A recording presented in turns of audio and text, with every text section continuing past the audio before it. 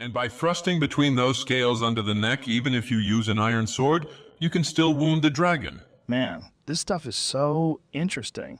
Yeah, they've found it interesting too and agreed that my knowledge regarding wild beasts is satisfactory. And what about chimps? Chimps. How much do you know about chimps? What chimps? Chimpanzees. The name is familiar, Don't but... you guys have them running around somewhere? No, I would never allow the chimpanzees to run around in my place. In fact, I don't allow it to anyone because technically it's a colossal automaton building facility. You have to be careful and walk at a normal pace if I let you in. Good for you. Luckily, we only have them in some far and remote places. But why? What? What did you mean by saying that they are luckily in far and remote places? I mean, there are a few chimps in the zoo, so they're not necessarily that far from us. We can still look at them. Okay, but you just said that they are luckily in far and remote places. Oh, it's because we really don't want them to freely roam around in our cities and do their thing, you know. Are they a nuisance? Are they destructive? They're very dangerous. What can you tell me about them? Man, if chimps were everywhere, we would have a very serious problem. Are they that dangerous? Well, the problem is that people don't take them seriously. And when they meet a little one, they immediately try to feed it or even cuddle it. I'm sure they would do the same with a baby dragon. Yeah, I remember when that guy from Discovery Channel got too close to a baby chimp and the little shit just bit of his finger. I would have definitely expected that. He was lucky that the mother wasn't there. Maybe he would have lost a few more fingers. More like his limbs or nutsacks. What do you mean? They can literally rip apart a young man with their claws. No, the latter part with the nutsacks. You mean ripping them off? I don't know. Wait, so you didn't know? No, but you can enlighten me. All it takes for them is to reach out for your nutsacks and that's it. You can say goodbye to them. Are you serious right now? I'm not kidding. Chimps can just rip off your balls. But they are not focusing on it, right? On the nutsacks. It's not a priority for them to rip off your balls while tearing you apart. No, I don't think that they have priorities while killing something. That's okay. It would have been strange if these creatures had a motive like this. Motive? The motive to do something like... Oh, wait, it's not like there are motives behind the attacks or anything like that. Why would they tear you apart then? It's their natural expression to charge you and beat you and bite you while tearing off your limbs and ears and everything. They are violent by their nature. It's understandable.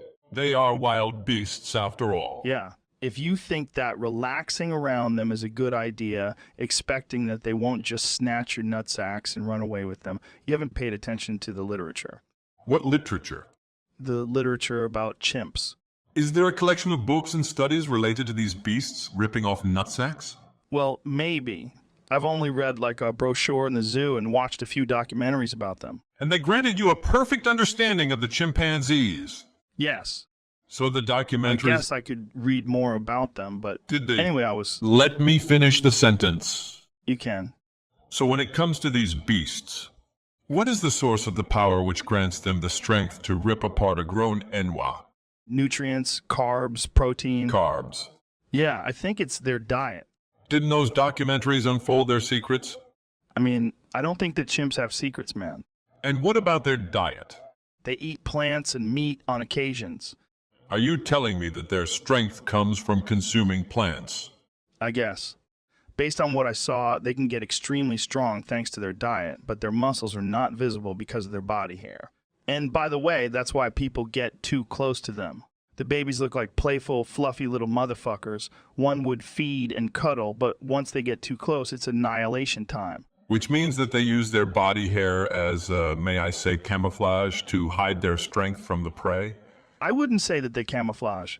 It's more like they are hairy, you know. But you've just said that they can get close to their prey thanks to their body hair, whether they use it intentionally or not. Yeah, but that only works as long as they have their body hair. Jamie, look up that chimp without its body hair.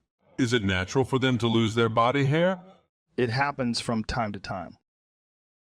Look at that. It looks reasonably strong.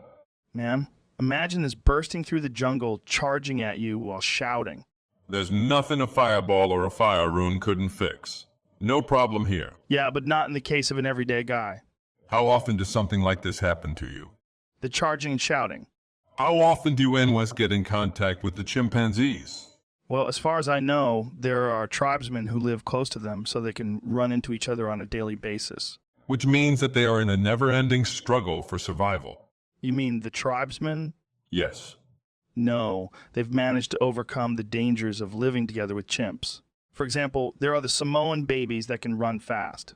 That's what's going to survive. Are they still afraid of them? They better be, because if they aren't, they haven't paid attention to the literature. Do you mean the documentaries or the... Yeah, they're kind of short, but managed to tell a lot. In one of them, they've also said that we have evolved from a common ancestor. It's interesting stuff. But you don't look like a chimpanzee. Thanks, man. No, wait. It was not a compliment. Oh, okay. And just to make it clear, when it comes to these beasts, it's their violent nature that makes them so intolerable for your communities. Well, I think it's their violence and cruelty. Cruelty. Yeah, if you end up surrounded by them, they will just bite you and beat you and bug you and fucking whoop your ass and annihilate you until they get bored and leave. All right, I'm confident that I have a satisfactory understanding of chimpanzees and their violent nature now. It's also good to know that in China, the apex predator is the escalator. In the places where the chimps migrate to, they become the ones. Aren't the escalators those moving stairs? Yes, they are. How can a moving stair become a predator? I have no idea, but if it seems unbelievable to you, just look at the numbers. And there are videos too. Jamie, can you pull up that family tragedy with the escalator? We can skip that. Are you sure? I'm confident.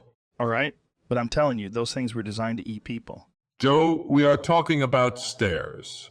I know, and that's why. If they moved there, you can bet they would cause the system to collapse and a new empire could emerge from the ashes. In China. Yeah, they would reestablish society and rule the Chinese. There would be this warrior caste that keeps the workers in line, and when Wait a second. Are we still talking about chimpanzees and their violent nature? Kind of. Why? You started off with chimpanzees being dangerous, and I just can't follow how we got from there to China and the escalators? Maybe I should tell you about the trains of India instead. The trains in India? Haven't you heard of them? I know what a baggage train is, but maybe the trains of India are special in some way. They are 10,000 tons of hateful steel. Hateful steel? Yeah, they are war machines fueled by steam and pure hatred. What are you talking about? Wait, it's not me. The wise elders who survived the attacks tell tales about how those demonic vessels are being pushed forward by their tracks, bursting out of the jungle to ambush their prey. Are you talking about trains that move on predetermined, fixed tracks which are clearly visible? Yes, but the trains themselves are not always visible. Let me show you the case with Chef. Who's Chef? There was this guy with a funny chef hat who was walking by the tracks, and out of nowhere, a train ambushed him. Joe, he could have just stepped aside. There was a clearly visible pathway for the train. Yes, but he could not possibly notice the train behind him. It was an ambush. That's the point I'm trying to make. You shouldn't try to make up anything here. What should I do then? On my podcast, you either know what you are talking about, and I approve your points, or you don't talk because I don't let you. It's that simple. Okay, but what's wrong with the way I tried to... I don't care about the clumsy days of commoners struggling through their petty lives with problems and never-ending agony. I'm a god. Yeah, I know. And just before you derailed our conversation, I wanted to order you not to tell the Altmer about chimpanzees. But why? They will immediately try to use them against any developed and functioning society as soon as they realize what they are capable of. Believe me,